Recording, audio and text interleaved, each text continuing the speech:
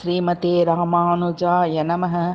श्रीमते निगमान्तमहादेशिकाय नमः। श्रीगोविन्दराज सुप्रभातं।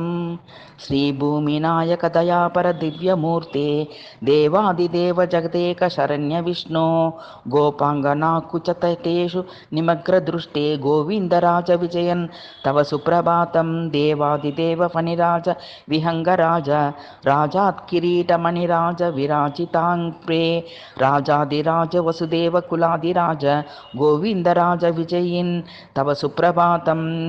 कासारयोगी परमाद्भुत भक्तिबद्ध वाग्मूलभूषित महोत्पल रम्यपाद गोपादिनाथ वसुदेव कुमार कृष्ण गोविन्दराज विजयिन् तव सुप्रभातं।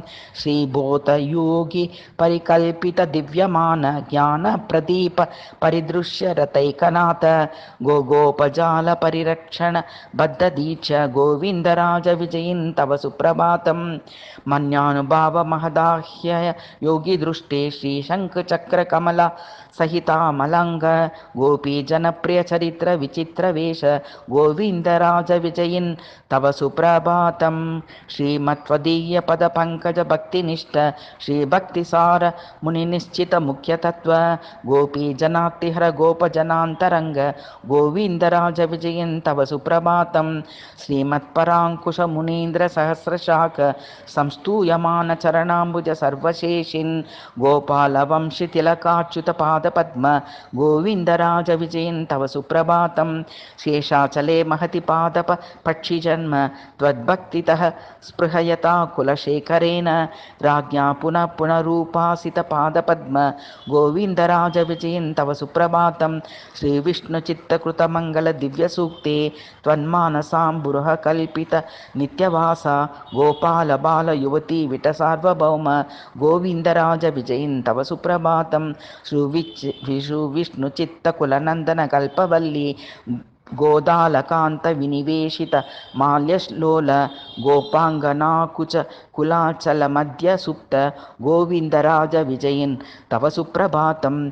भक्ताङ्किरेणु मुनिना परमत्वदीय शेषत्वमश्रितवता विमलेन नित्यं प्रबोधकी स्तुतिकृता ह्यवबोधितश्रीः गोविन्दराज विजयिन् तव सुप्रभातं।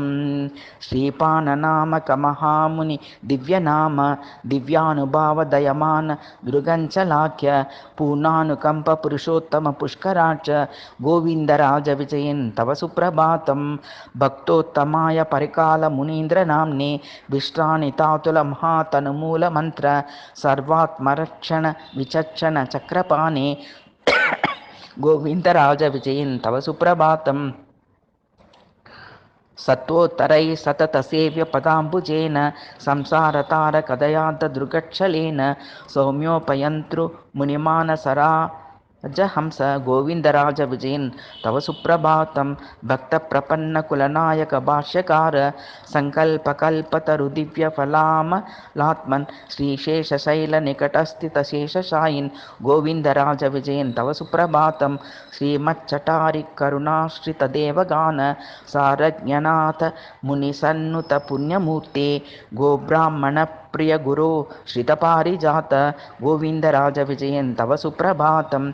देव प्रसिद्ध करुणाकर भक्तवर्ग सेनापति प्रणयिता किल लोकभानो श्रीवास दिव्य नगराधिपराजराज गोविन्दराज विजयिन् तव सुप्रभातम् इति गोविन्दराज सुप्रभातं समाप्तम्।